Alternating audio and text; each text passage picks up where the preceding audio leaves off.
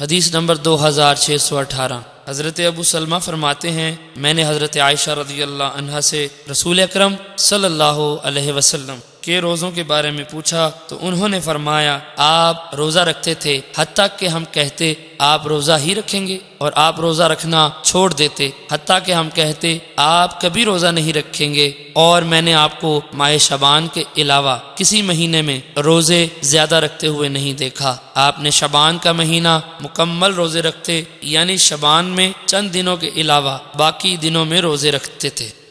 حدیث نمبر 2619۔ حضرت عائشہ رضی اللہ عنہا فرماتی ہیں، رسول اکرم صلی اللہ علیہ وسلم سال کے مہینوں میں شبان کے علاوہ کسی مہینے میں بکثرت روزے نہیں رکھتے تھے، اور فرماتے اتنا عمل کرو جس قدر تمہیں طاقت ہو، اللہ تعالی اجر و ثواب عطا کرنے سے نہیں تھکتا، لیکن تم عمل سے تھک جاؤ گے، اور اللہ تعالیٰ کے ہاں بھی پسندیدہ ترین عمل وہ ہے جسے عمل کرنے والا ہمیشہ کرے اگرچہ وہ کم ہو۔